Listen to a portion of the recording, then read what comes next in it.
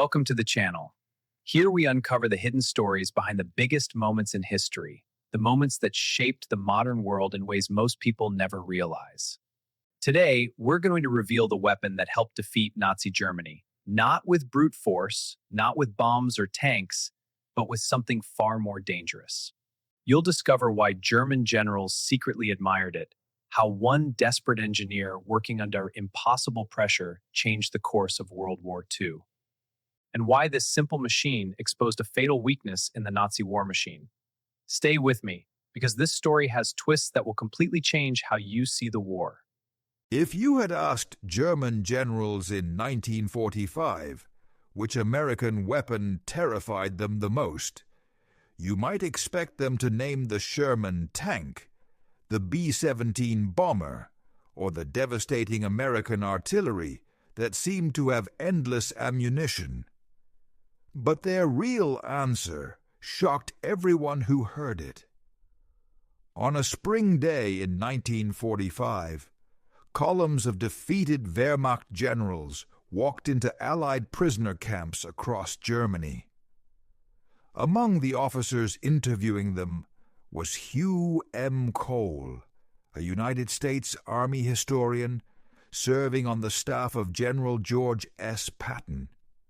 Cole asked these experienced commanders a simple question: which American weapon had impressed them most during the war? These men had seen entire cities erased by bombing. They had watched armored divisions smash through their defenses. They had survived artillery strikes so intense that some believed the Americans had unlimited shells.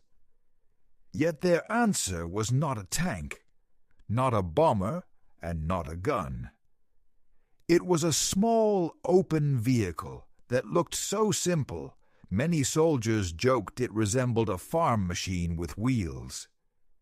They said the most impressive American weapon was the Jeep. The answer surprised Allied officers, but it revealed something much deeper. Because the Jeep represented an advantage Germany had completely misunderstood from the very beginning of the war. 7,000 miles away, in a quiet factory office in Toledo, Ohio, a 56-year-old freelance engineer had once drawn the basic design of that vehicle in only 5 days. His name was Karl Probst. He had no team of designers, no advanced testing facilities, no time. He had only a deadline that most experts considered impossible. The United States Army had given manufacturers just 49 days to produce a working prototype of a completely new type of military vehicle. Most companies refused even to bid. The risk was too high, and failure could destroy their reputations. But Probst accepted. At the same time, across the Atlantic, Adolf Hitler and his advisors believed something very different. They saw America as weak, soft, and incapable of matching German engineering. To them, the United States was a nation of businessmen, not warriors, a nation of mass production, not precision. German intelligence reports throughout the 1930s repeated the same conclusion again and again. American factories produced refrigerators, radios, and cheap automobiles. They did not produce precision weapons. American workers lacked discipline and technical skill. Their designs were crude, their materials cheap, their standards low. This belief seemed logical at the time. In 1939, the United States Army ranked only 17th in the world. It was smaller than the armies of Portugal and Romania. Military spending had been cut for years during the Great Depression. German engineers examined American cars and laughed. Compared to European machines, they looked rough and simplified. Tolerances were loose. Components were interchangeable. Everything seemed designed for speed and cost, not perfection. But this was exactly the point. The American system was never designed to create perfect machines. It was designed to create millions of good enough machines faster than anyone else on Earth. While Germany built masterpieces, America built systems, and that difference would eventually decide the war. In 1940, as France collapsed and Britain fought for survival, the United States Army realized it needed a new kind of vehicle. Motorcycles with sidecars were too limited. Trucks were too heavy and slow.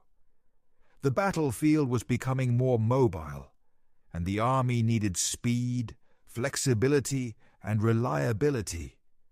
They wanted something revolutionary. A lightweight four-wheel drive vehicle that could travel across mud, sand, snow, and jungle. It had to carry soldiers, weapons, and equipment. It had to move fast on roads and crawl through difficult terrain. It had to do everything. The requirements were extreme, and most major manufacturers simply refused. General Motors said no. Ford said no. Chrysler said no. The project seemed doomed. Only two struggling companies stepped forward. One was Willys Overland, barely surviving after the Great Depression. The other was the tiny American Bantam Car Company, desperate to stay alive. Desperation often drives innovation. Bantam's president knew his company could not complete the project alone. So he contacted Karl Probst, a freelance engineer with decades of experience. At first, Probst refused. The pay was small. The timeline was impossible. But when he studied the Army's requirements, something changed. He realized war was coming, and this was a chance to help prepare his country. He agreed to work for just $200. In July 1940, he arrived at Bantam's factory and began designing. He had only 5 days. Working almost without sleep, he and a small team produced a full set of drawings. The Army reviewed Bantam's proposal and made a decision in just 30 minutes. Now they had 49 days to build the vehicle. The team worked around the clock. They scavenged parts from existing cars. They built frames from scratch. They shaped metal by hand. They slept on the factory floor. And when the deadline arrived, Probst personally drove the prototype hundreds of miles to the test center, arriving only minutes before time expired. The Army tested the vehicle. It climbed hills that stopped other machines. It crossed rivers. It moved through terrain that trapped trucks. But designing the Jeep was only the beginning.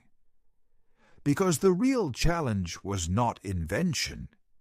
It was production. And that was the moment when America's industrial power would begin to overwhelm Nazi Germany. If you enjoy stories about the hidden forces that shaped history, let me know in the comments, and don't forget to like the video. It helps the channel grow and allows us to bring you more powerful stories like this.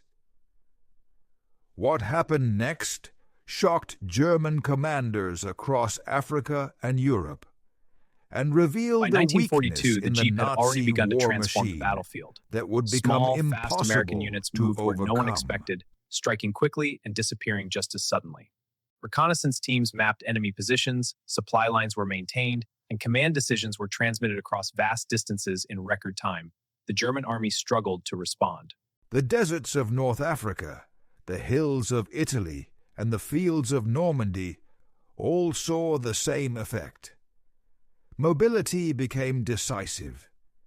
The Jeep allowed American forces to outmaneuver, outpace, and outsmart an opponent that had relied on slower, heavier, and more rigid methods. German units could no longer control the tempo of battle. For every position they defended, Americans were already advancing elsewhere. Beyond combat, the Jeep revolutionized logistics. Supplies, ammunition, and medical evacuation reached frontline units faster than ever. Soldiers could rely on vehicles that were easy to repair and replace. By contrast, German vehicles were fewer, more complex, and vulnerable to breakdowns. Fuel shortages and limited parts only worsened the problem. The imbalance between American mass production and German craftsmanship became undeniable. By 1944 and 1945, this industrial advantage translated directly into battlefield dominance. American armies advanced with relentless momentum, striking, regrouping, and attacking again before German forces could respond. Generals like George S. Patton leveraged the Jeep's mobility to maintain constant pressure, coordinating attacks across hundreds of miles with unprecedented speed. Captured German officers later admitted that they were impressed not by tanks, artillery, or aircraft, but by the Jeep itself. It was a small vehicle that embodied a much larger truth. The United States had turned industrial capacity into a decisive weapon. Speed, reliability, versatility, and numbers combined to create an unstoppable force. The Jeep became more than a vehicle. It became a symbol. It represented the difference between German precision engineering, focused on perfection, and American production philosophy, focused on volume, simplicity, and adaptability. While Germany built masterpieces, America built systems, and in war, systems won. By the end of the conflict, the Jeep had been used in nearly every theater, performing dozens of roles: reconnaissance, supply, ambulance, command, towing artillery, and even as platforms for machine guns. Its impact was felt from the deserts of North Africa to the jungles of the Pacific. American industry had produced hundreds of thousands, while Germany could muster only a fraction of that number. Ultimately, the Jeep's story is the story of how industrial innovation, combined with practical engineering and relentless production, helped secure victory. It turned ideas into action, strategy into execution, and resources into results. What seemed like a simple, open-top vehicle became one of the most influential weapons of World War II, proving that sometimes the smallest things can make the greatest difference.